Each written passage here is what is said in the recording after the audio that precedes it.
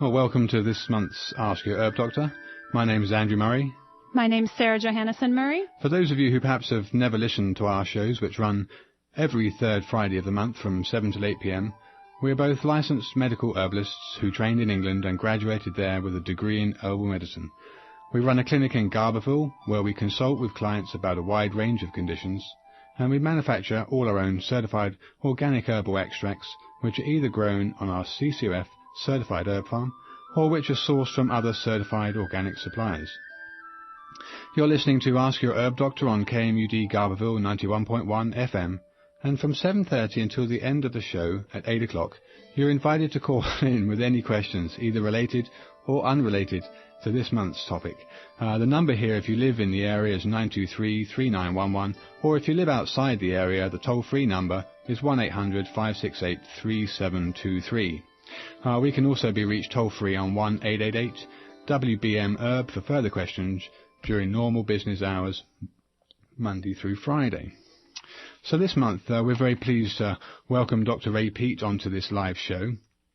I know our listeners are keen to hear what 40 years of experience has revealed concerning areas of your expertise, Dr. Peat, in progesterone and related hormones, and how physiological differences can be made in one's health by relatively simple dietary changes, along with, in some cases, alternative treatments, and particularly in some cases, the addition of thyroid hormone supplementation. So, Dr. Peat, thank you for being our guest speaker this month. Yes. Hello. Hi. For those listeners who are perhaps not familiar with you, Dr. Peat, could you just outline your academic and your professional career? First I was studying the humanities, literature, linguistics, and I worked on master's degrees in several departments, and it was about 12 years in which I taught humanities and worked at several universities before I went back to graduate school to work in biology. And that I had been interested in biology all through the 1950s and 60s, but I considered the dogmatism to be more than I wanted to deal with. Mm-hmm. But after going through 5 or 6 other graduate departments, I learned that just keeping your mouth shut, you can get through just about any department if you don't ask questions and challenge people. Right. Okay. All right. Well, perhaps then to start, I know we've mentioned on previous shows in the last month and the month before that, I know we've mentioned the importance of thyroid. Perhaps would you explain the physiological importance of a correctly functioning thyroid to our listeners, and what symptoms would be experienced by a person with a low thyroid state? All of the higher animals require thyroid to survive and to differentiate. Without any thyroid function, we would just be basically like a fungus. And the brain is the organ that's most responsive to the thyroid hormone, and it's the one that uses the most oxygen and burns fuel at the highest rate. And all of the oxidative processes that are required for high sensitive functioning of any organ, all of that depends on the thyroid hormone. So the difference between us and a bacterium or a fungus is the thyroid largely. So it's really a master controller. Yeah, it's the master gland, and it even is more basic than the pituitary, which they often call the master hormone. Okay. Because the thyroid hormone will affect the pituitary function, correct? Yeah, the pituitary depends on the metabolism of the brain and gets signals from the whole body, but the thyroid is what's regulating the brain and what governs the signals that the other cells send out. So if a person's brain isn't utilizing oxygen efficiently, then their thyroid that's probably because of their thyroid gland, and then their pituitary won't operate correctly. Do I understand this? Yeah, and the thyroid keeps the energy of all cells up and makes them ready to work. But a lot of people have thought of the thyroid as an exciting hormone. They have heard that it'll make them burn calories faster and lose weight and so on. And so they think of it as similar to speed or adrenaline. But actually it works in the opposite direction. People who are low in thyroid usually have defective sleep, often insomnia. And taking the right amount of thyroid can bring on deep sleep in an insomniac, sometimes just in a few minutes. And is that because it helps balance the adrenaline and lower the adrenaline levels? Gradually, over a period of days, it will lower a person's adrenaline, sometimes 40-fold down to the normal or low level. And at the same time, it's raising the cell's stores of energy and letting the cell get into its readiness, relaxed condition. When you have a cramp in a muscle, often that's because the energy is depleted, and low thyroid people tend to get muscle cramps very easily. Yes, I have several clients who have calf cramps, and they think it's due down to them being hypothyroid. Yeah, and one of the old, very meaningful tests for hypothyroidism is to have a person kneel on a chair and thump the Achilles tendon. And rather than looking for the extent of the reflex, you look for the speed of the relaxation. Right. Because to relax, the muscle has to restore its energy and get ready for another twitch. And the brain and all other organs are the same way. When the energy is down, it can't relax. It has to build up energy to get into the relaxed condition. Okay, perhaps would you explain then the adrenal fatigue syndrome of something that's fairly related to that, if we're talking about people who are over sped up, if you like, over sympathetically stimulated by a low thyroid, compensating or trying to compensate with adrenaline, how the adrenal glands can become very tired out after. One of the ways that you can measure a low thyroid is to measure either the urine adrenaline breakdown products or the blood adrenaline. Okay. And it'll often be 20, 30, 40 times higher than normal in a hypothyroid person. And that's because adrenaline is the emergency compensation for low energy. Right. And when the adrenaline is high, it tries to bring the energy back to normal, and it first draws glucose out of the liver. And so if you're low thyroid, you tend to deplete your glucose stores. And when those are gone, your adrenaline goes even higher and starts pulling fats out of storage, and the fats poison your ability to burn the glucose and create a diabetes-like condition. But when your thyroid is low, you tend to run out of sugar stores more easily, and so you are more likely to be in the high adrenaline and high fatty acid condition. And when the fatty acids aren't providing adequate energy, then you resort to producing cortisone. And the cortisone usually follows just a few minutes after the surge of adrenaline. The cortisone starts breaking down your tissues. Muscles are the first to go. The thymus is dissolved sometimes in just a few hours with high cortisone. And the breaking down of your tissues provides sugar to help you restore energy. So the cortisone should be just a very quick, instantaneous reaction. Otherwise, it starts destroying all of your essential organs. Right.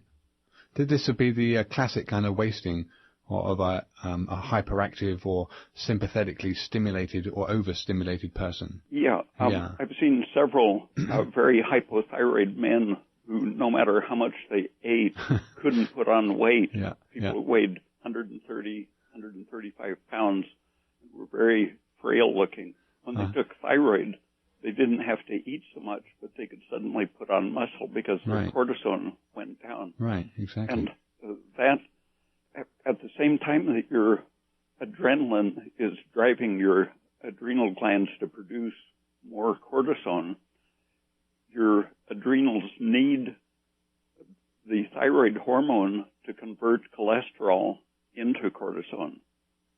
And so the low thyroid person, the destruction of your muscles to turn them into food liberates tryptophan and cysteine, amino acids, which are signals to turn your thyroid down so that you don't totally destroy yourself the first 2 days. Right. So it's a vicious cycle. Yeah. So the stress turns your thyroid down. And when your thyroid is low, then you can't convert cholesterol into cortisone. And that's what is called adrenal failure, but it's really thyroid failure. Right. Right. And is this why also people that have high blood pressure, sometimes low thyroid people can end up with high blood pressure because they have too much adrenaline? Yeah, you can find dozens of articles in PubMed showing that high blood pressure goes with hypothyroidism, and very quickly you can usually lower the blood pressure by correcting the thyroid. And this is contrary to popular opinion. When you think of thyroid, people think, oh, it's a stimulant, it's going to raise your blood pressure, it's going to give you heart palpitations and all these adverse effects. But in reality, you're saying that if people don't have enough thyroid, their body will start overcompensating with adrenaline, and the adrenaline is what gives you all those stimulatory effects. Yes, and the adrenaline and lack of energy increases the tendency of the blood to clot and for the red cells to become rigid so that they don't go through the capillaries very easily. And so the blood is thicker and harder to pump, and that tends to cause high blood pressure and heart problems such as rhythm problems. And even an increase of possibility of a stroke, correct? Yes. And meanwhile, since you aren't able to produce the anti-stress hormones when your thyroid is low, the cholesterol, instead of being turned into protective or anti-stress hormones, the cholesterol simply rises in an attempt to compensate for the lack of protective hormones. And that's why people with low thyroid have a high cholesterol. Yes, it's a mirror image of your metabolic rate. That's been known since the 1930s, that if you take out a person's thyroid, the cholesterol zooms up, and if you give them a supplement, the cholesterol comes down in just a matter of a few days. Right. Well, and the longevity and intelligence and resistance to cancer and so on are assisted by the high cholesterol. So lowering cholesterol without correcting your thyroid is exactly the wrong thing to do. And that's what the statin drugs aim to do, correct? Yeah. And when you force your cholesterol down, you're unable to make progesterone and pregnenolone and DHEA and the whole range of protective steroids. There was a recent study that came out, a Harvard study, I think, that actually proved that, cholesterol less than 200 was actually likely to cause more cardiovascular accidents than cholesterol of 230, say. What's your opinion on the reference range being less than 200? The Framingham study showed that people over 50 are much more likely to have dementia if they have less than 200 cholesterol. And there are several indicators that 260 or 270 is the best for longevity and resistance to cancer. What is your view, Dr. Peat, on why so many Americans seem to be low thyroid? Is it radiation, pesticides, fungicides, herbicides? More than that, it started back in the 30s or earlier. Already the food industry was starting to convince people to use vegetable oil, synthetic butter, and synthetic cooking oils made out of cottonseed oil was one of the first to use for margarine. Mm-hmm. And in the 1930s, George Cryle and his wife did surveys around the world of people's oxygen consumption and thyroid function.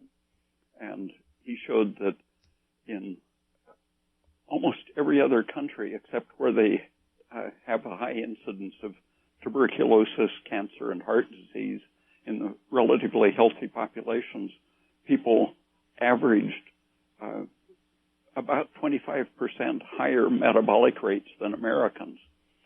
And they didn't offer a theory of why Americans were hypometabolic, but it was pretty well established that 40% of Americans benefited from taking a thyroid supplement, and they were the ones with the high cholesterol and low metabolic rate.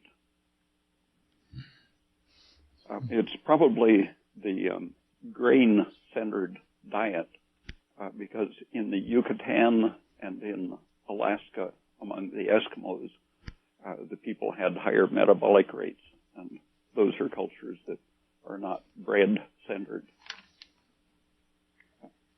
Right, so you're saying that the Eskimos who ate lots of saturated fats and didn't have the fields to grow the grains, they had a better utilization of oxygen?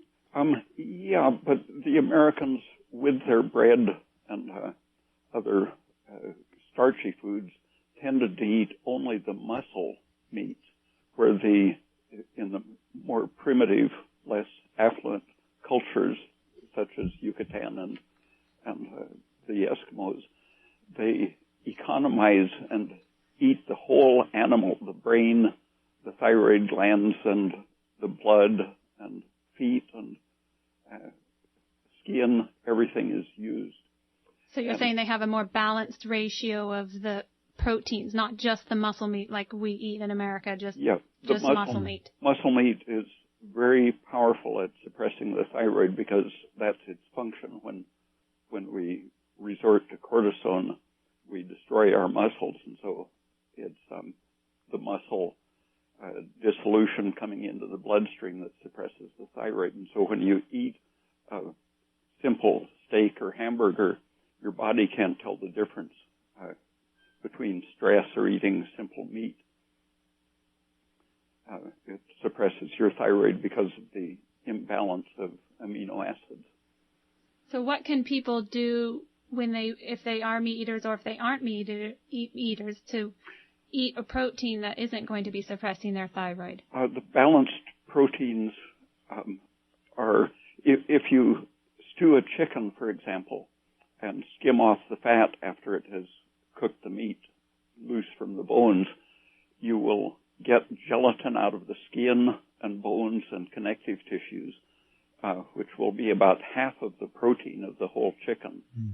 And that would be what the primitive cultures were eating every day, a perfectly balanced set of amino acids. And you can approximate that by eating shellfish, shrimps, and oysters and such things, where you eat the whole body of the animal. Mm-hmm. And milk and cheese are pretty good for the protein balance. The cheese is slightly better than milk because the milk is designed for a growing individual, and the tryptophan happens to be a growth stimulant, and once you're full-sized, an adult, you don't need very much of the tryptophan and cysteine. Okay, I'm wondering, excuse me, every now and again it's a little difficult to hear you. I don't know if you're speaking into the telephone directly or if you're on a speakerphone. Sometimes I hear you much more clearly than other times. Okay, I'll get closer. Okay, thank you. Thank you. But perhaps I wonder, for some people, how they would understand this best. Would you just explain the methodology of testing thyroid function and why perhaps so many people fall through the cracks? In the 1940s, when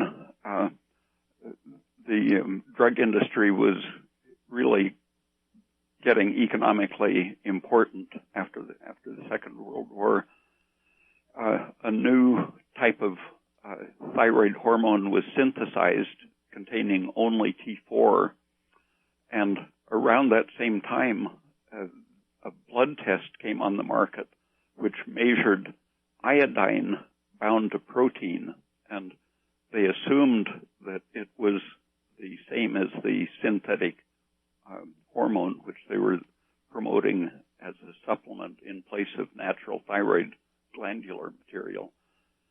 And the synthetic hormone was tested only on young men who are the least likely to have a hormone problem. Okay.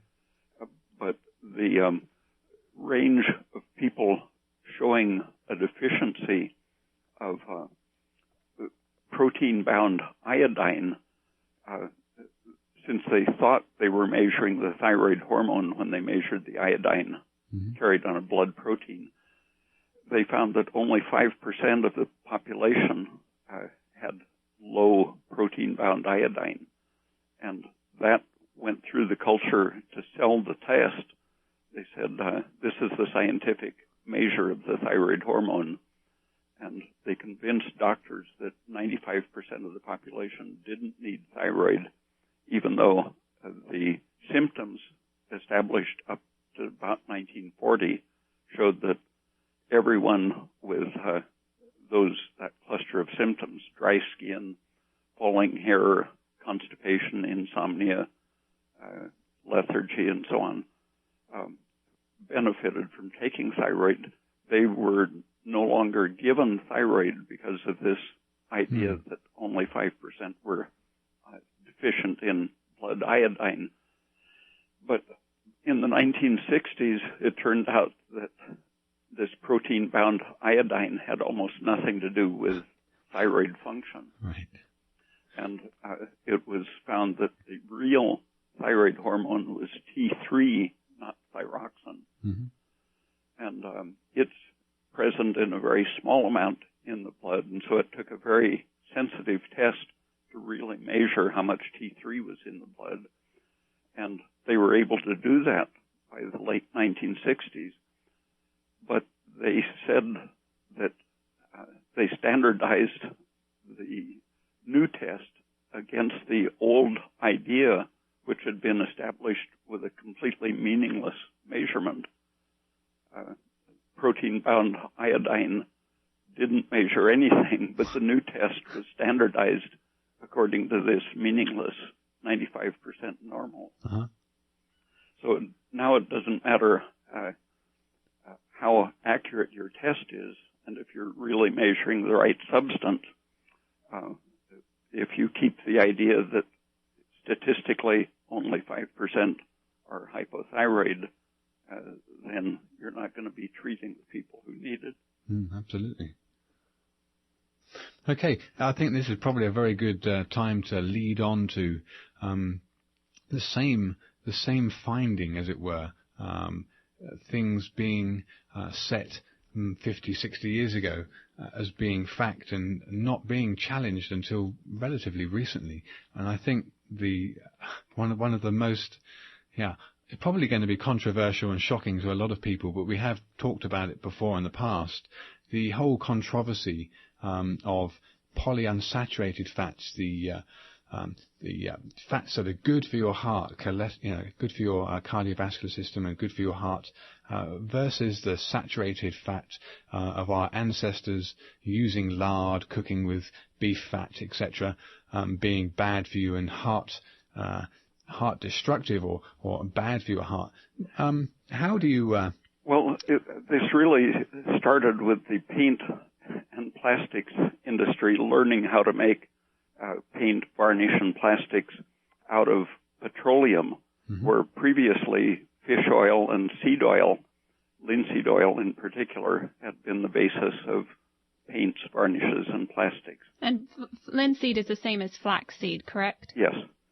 And the petroleum chemists learned how to make paint very cheaply out of petroleum, and so the farmers and the industry that had been producing paint stock had no market. And first they used some old research which had already been disproved in the 1940s. The George and Mildred Burr claimed that unsaturated fats were essential nutrients. And in the early 1940s at the University of Texas, people working on the B vitamins showed that what the Burrs had created was a B vitamin deficiency by not feeding their animals a balanced diet. And Burr himself demonstrated that animals without the unsaturated fats had an extremely high metabolic rate, about 50% higher than average, sort of like the Yucatan or Eskimo people relative to Americans. And even though Burr demonstrated that his fats lowered metabolic requirements, it apparently didn't occur to him that maybe the diet he was feeding didn't have enough of some other nutrient. The lab in Texas showed that it was specifically vitamin B6 and zinc, which were deficient in the diet that George and Mildred Burr. And not actually the polyunsaturated oils. No, the polyunsaturated oils were simply suppressing metabolism so that rats didn't need so much food.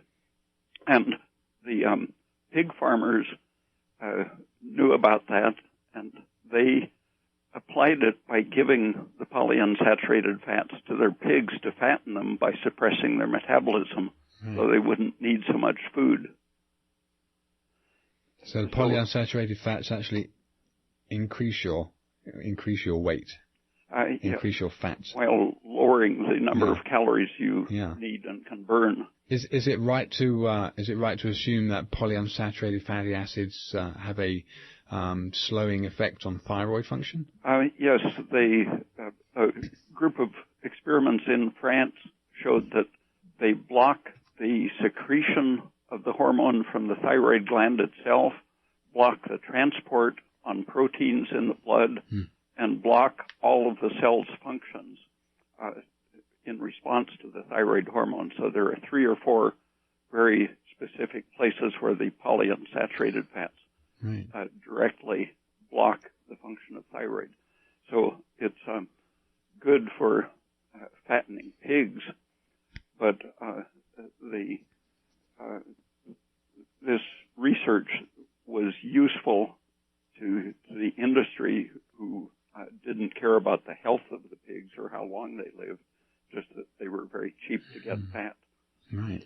And can you outline for our listeners, please, or list the different types of oils that are in our food chain today that are very high in polyunsaturated fats?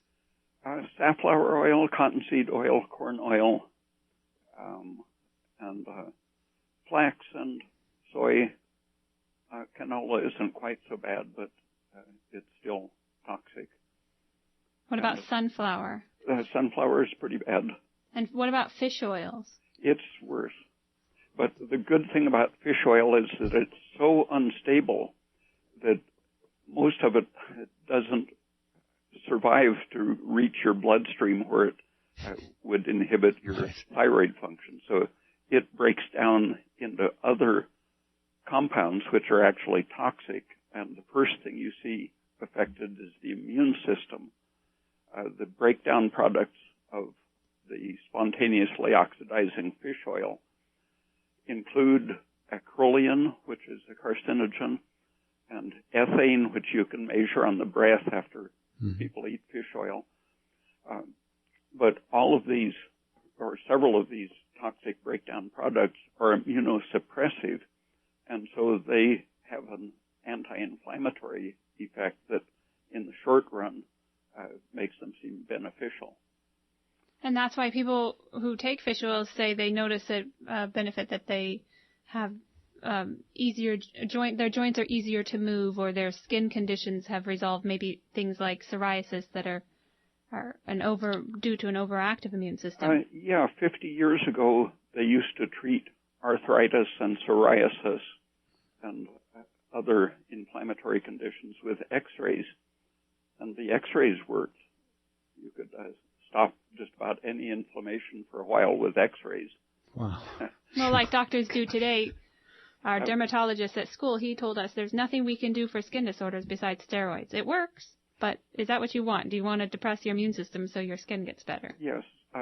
Steroids aren't as bad as X-rays or polyunsaturated fats, but the polyunsaturated fats work by exactly the same mechanism that the X-rays do, creating an immune deficiency, inability to produce inflammation.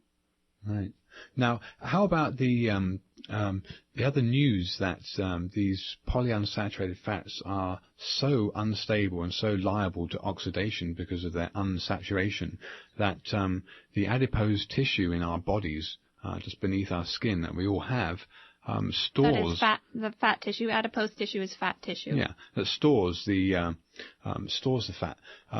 That this product can remain in a body for several years, posing direct problems. Yeah, the turnover rate between, if you totally change your diet from saturated to unsaturated, it takes about 4 years for the complete change to be reflected in your stores. So you can figure that that the average fat molecule is 4 years old. Yeah. And if you've ever left your cooking oil or salad oil bottle out of the fridge for a few days, you've noticed that it gets sticky. And if it was at body temperature, that hardening, oxidizing process would be much, much faster. Just at room temperature, I once did an experiment. I think it was corn oil, a bottle of salad dressing. I put a cork in the top and a small rubber tube down into a cup of water, and the water began rising in the tube, showing that the spontaneous oxidation was consuming the oxygen in the bottle, pulling water up into the bottle. Wow. And is this, can you comment on these oils once they're in our bodies? Are they oxidizing and becoming very sticky? Is this what plaque in the artery is? Or? Yeah, that for 30 or 40 years, people have been demonstrating that the chemicals in the lining of the artery are identical to age pigment. And age pigment is produced in proportion to the unsaturated fats in your diet versus the ratio of unsaturated to saturated fats and the amount of oxidants such as heavy metals in your diet. And the bloodstream is constantly oxygenated, and your whole body is at a high temperature that makes it easy to oxidize the unsaturated fats. But in the bloodstream, every time you draw fats out of your storage, they have to circulate through the bloodstream. And so they're exposing the lining of the arteries constantly to free radicals. And there's plenty of iron circulating in the blood, which is the catalyst for starting the oxidation. And besides breaking down and leaving the residue or age pigment in the arteries. Recent experiments have shown that polyunsaturated fats poison a mechanism that normally is causing cholesterol to be taken out of the arteries. So there are several mechanisms by which the polyunsaturated fats increase atherosclerosis, just what the food industry who wanted to couldn't sell their product for paint. They wanted us to help the pigs consume their product. So it's time to throw out the corn and sunflower oil and start eating butter and coconut oil, right, Dr. Peat? Yeah. That's it. I mean, so often our grandparents had it right. Yeah, we keep getting told that the fish oils now, even though it's pretty well established that those seed oils are carcinogenic and cause heart disease, they've shifted over to say that the real essential fatty acids are the fish oil type, the omega-3. Okay. And that basically comes from a study of Greenland people that didn't really have any data, but they said there's very little heart disease there and they eat fish, so it must be fish oil. Okay. But a more recent study, just 2 or 3 years ago, of Alaska Eskimos showed that they, eating fish, have the ones who eat a lot of fish have no less heart disease than the ones who don't eat fish. And a study on the other side of Canada found that if you look at the amount of omega-3 fats or fish oil in their tissues, the Eskimos' pollution, such as PCBs and mercury, exactly correspond to the amount of fish oil in their tissues. Right. Yeah, I'm sure.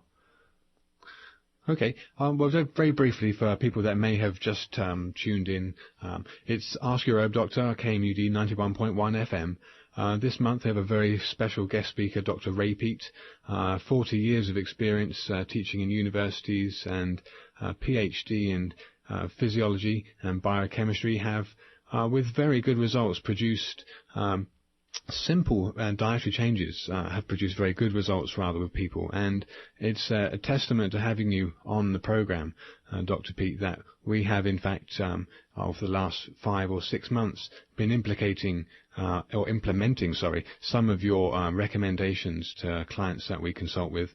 I've actually seen very good results for ourselves. So not just reading, it's actual first-hand witness of what you've recommended that we've consulted with other patients or clients rather, and seen in our own clinic results with people. So very pleased to have you on the show tonight. I wanted to just continue from the next 20 minutes. The lines are open now. I do see the lights flashing, so I think there's probably people wanting to ask questions. But if we don't, I think we have somebody's right on the line now. So go ahead. You're on the show. Hello. Hi. Hi. Okay. There's a couple of things I want to ask. One is on a different show you had talked about how cholesterol itself was not the problem, but there was something else, histamines, or not. That's not the right word, but some histamine of something was the culprit, because if you had a high or low level of those, the cholesterol would clog the arteries, and if you didn't, the cholesterol wouldn't hurt you. And you said if you took at least 500 milligrams of B12 and a certain amount of B6 and something else. Yeah, B2. What was it, B2? B2, yeah. Not B6? There was B6, B12, and B2. Oh, B2. Yeah. And how much of each do you need? The minimum amount. I think you said 500 on the B12. Yeah. Well, perhaps, Dr. Peat, how do you equate the B vitamin to cholesterol? I know you've already mentioned it, actually. So. Well, the liver is constantly detoxifying all the chemicals that you absorb from your intestine. Anything in your bloodstream is processed through the liver. And if you're deficient in thyroid, the liver can't handle the cholesterol or free fatty acids. The liver treats the polyunsaturated fats as toxins and destroys them, causes them to be excreted. The cholesterol is recycled and used for making the digestive bile acids or reused for making steroid hormones and such. But the liver can't process these things without adequate protein and B vitamins. Thiamine B1 is one of the essential for making the liver work efficiently. And a low thyroid function makes it impossible to use these B vitamins and protein. And so the liver, for any of these deficiencies, will fail to detoxify and will allow estrogen to accumulate. The estrogen activates the mobilization of free fatty acids, exposes your arteries to more oxidative damage while suppressing your thyroid function and creating a vicious circle. So I usually advocate eating a high naturally rich in vitamin diet, and eggs and liver are probably the richest sources of all of the essential nutrients for liver function. But if you eat too much liver, it can act like too much muscle meat and suppress your thyroid. Too much keratin or vitamin A can also suppress your thyroid. So I recommend lots of liver and eggs in the diet, but only if you're balancing with the right amount of thyroid function so that your liver has all of the factors that it needs to process out the toxins. And how much vitamin B12, B6, and B2 do you think a person needs? It varies according to your metabolic rate, like the Burr's experimental rats. If they were eating a lot of unsaturated fat, had very low metabolic requirements. And so well, let's say if you're not really into the... so is it okay to eat butter? Is it better to eat butter than you're saying? Oh, very good. Yeah, butter and coconut oil. What about olive oil? It's not as good as butter. And why do you say butter is good for you when so many people say it's bad for you? Well, for example, people have demonstrated that the polyunsaturated fats are what cause alcoholics to get cirrhosis and hepatitis. It isn't the alcohol. These researchers, Nanji's group at several universities in recent years, is showing that he can cure liver disease caused by polyunsaturated fats by adding butter and other saturated fats to the diet. Well, what about the glop in your arteries that you don't want? How do you get rid of that? That's caused by the vegetable oils primarily. Now, are you saying that omega-3s are not good for you? Yes, they're not. But we've been told that they're so good for you, and they're supposed to be good for your brain and antioxidant and good for your... Well, Alzheimer's disease is now definitely associated with inflammatory processes and free radical oxidative processes, which are supported by the polyunsaturated fats. And so is omega-3 a polyunsaturated? Yes. Well, then why do they say it's so important to have it in your diet? Well, they have to sell their products. They were saying the same thing about safflower oil and cottonseed oil for about 50 years. Those were the essential oils, and you should eat a cupful a day. Well, it does seem to make the arthritis in my knee better. Well, it's anti-inflammatory, but those are the oxidized breakdown products that suppress your immune system. And at the same time they suppress inflammation, they also suppress your ability to stop infections or to stop the spread of a tumor if there is one. Oh, well then so you're saying that omega-3s will depress my immune system? Yes, that's a very quick... This has been proven in several studies. How I like to look at this situation is, what did your ancestors eat? Did they eat processed fish oil that they had to have all these fancy machinery and vacuum sealers and everything to put this fish oil in a capsule, or did they just eat some fish occasionally? When when a person, some of the studies that saw fish eaters were healthy, they had the product, the refined fish oil that they wanted to sell, so they said, oh, this is why the fish eaters are healthy. But the fish also are one of the best sources of selenium, other trace minerals, vitamin A, vitamin K, vitamin D. All of these are tending to be risk factors for the chronic degenerative diseases if you're deficient in them. So ocean fish are a very good source of the nutrients, but you want to eat the ones with the least fat because the fat is their worst component and the most likely to contain PCB. Absolutely, yeah. And also, I think you've commented before that you want to eat the smaller fish because they have less of the heavy metals. Yeah, they haven't collected so many metals such as mercury. Can I ask you, Dr. Peat, for our listeners, how many times a week would you suggest eating eggs, or how many eggs a week, or liver, or the shellfish, or fish? You can eat as many eggs as you want if they're well-fed chickens, but they feed most chickens now the same thing they feed pigs, a lot of corn and soy. So I currently, for Americans, I advocate only 1 or 2 eggs a day because of the polyunsaturated fats. But if you have a farm and can get your own chicken feed, let them eat bugs and whatever they find, grass, sprouts, and so on. Well, what would you feed it? I raise chickens and ducks myself, and what would you feed your animals? What would you feed them? My friends in Mexico feed them lots of stale tortillas and table scraps. There you go. I mean, they will eat most things, won't they? Well, what about just buying bird seed? Well, a mixed diet is better. Sprouts, chickens love sprouts, and the sprout doesn't have as much fat as Hello? fruits and bugs. And, fat, you use animal fat,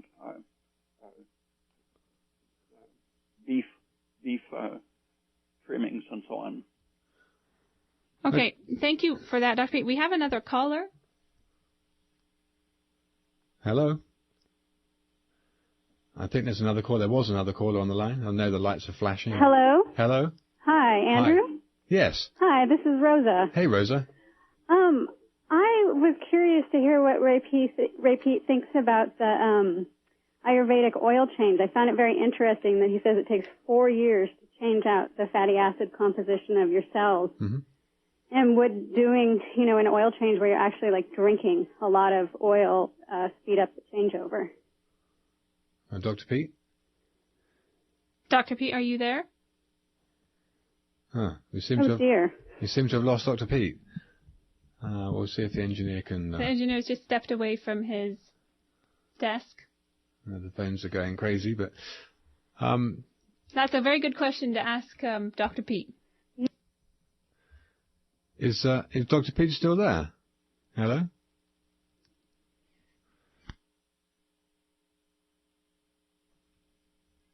And I can't hear you either. Hello? Hello? Hello?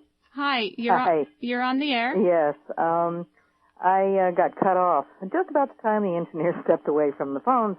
I had a question for Dr. Peat. I have Hashimoto's disease, which is a disease of the thyroid, and I've been on 175 micrograms of thyroid since 1976, although it goes up and down as Hashimoto's does.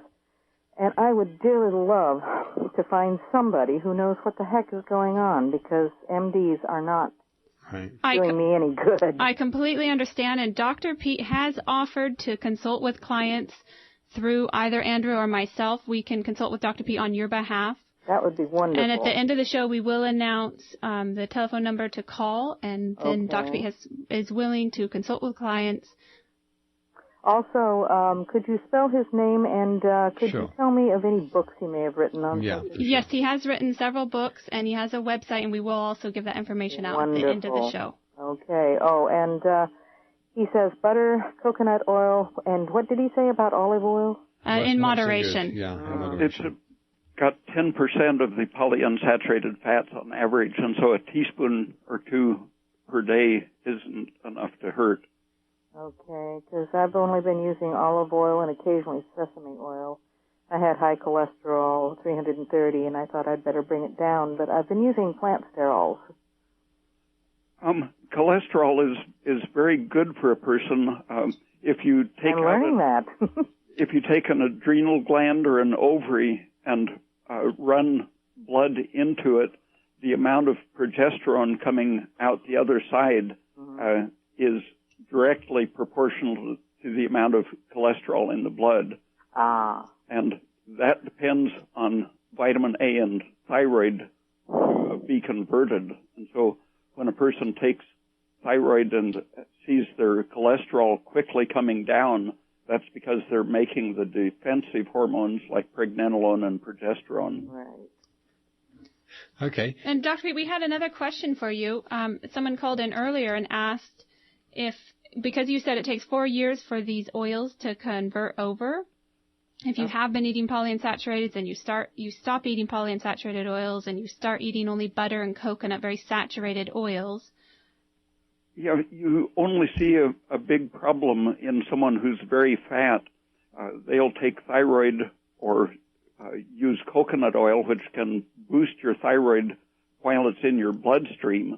But as soon as your blood sugar falls and you draw fats out of storage, then your thyroid is suppressed again. Right. So if you eat an excessive amount of oil, does this speed up the change? Well, a lawyer who weighed over 300 pounds thought he would lose weight in a hurry, so he drank a cup of coconut oil. Ooh. And he said he really believed he might explode or He had a heart attack. start a fire because he was so hot for about an hour.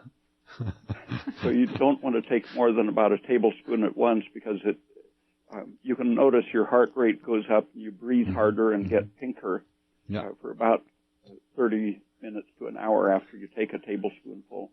Dr. Peat, would you be able to suggest any safe way of I don't know how to call it, dieting in terms of replacing your polyunsaturated stores with your saturated diet? Is there any way to actually increase that change, or you just have to wait 4 years?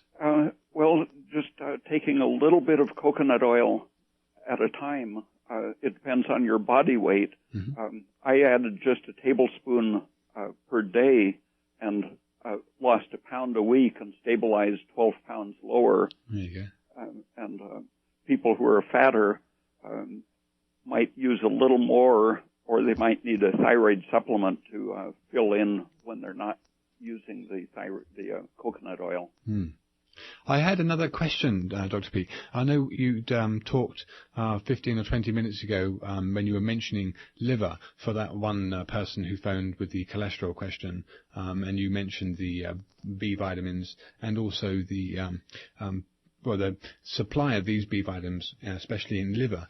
Would you have any advice for hepatitis patients and how thyroid hormone for them and or other information would be useful? Having a doctor who understands thyroid is convenient, and Mary Showman's website has a list of doctors in all over the country with patients' comments on what experience they've had with the thyroid prescribing doctors. And I've seen people with terminal cirrhosis who, after 6 months of using saturated fat, thyroid, and in some cases progesterone, the doctors saw no evidence of cirrhosis left, even though their liver had been very enlarged and rubbery. It was normal after 6 or 8 months. Fantastic. That's incredible. Well, it is 4 minutes to 8, so I think we should probably better start to wrap the show up right now and give out information for people who've listened to this show.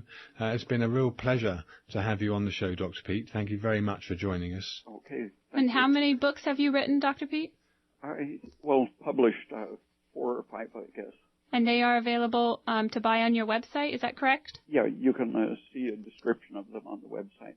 And Dr. Peat's website is www.raypeat.com, and that's spelled RAYPEAT. PEAT.com. And like I mentioned earlier to the other caller, if people would like to consult with Dr. Peat, they can consult with either Andrew or myself, and we will consult with Dr. Peat on their behalf. Our toll-free number is 888-926-4372, and that translates as 1-888-WBM for Western Botanical Medicine, herb, H-E-R-B. So, once again, Dr. Peat, thank you so much for joining us and sharing your wisdom with those people who've tuned in today. Very much so. To those of you who have ears, let them hear. I'm always very happy when the traditional dogma is overturned by the truth, and the truth is out there. There's plenty of information, so just don't stop searching. If you get an inclination, just follow it, and you know what? You might just get some very good results from it.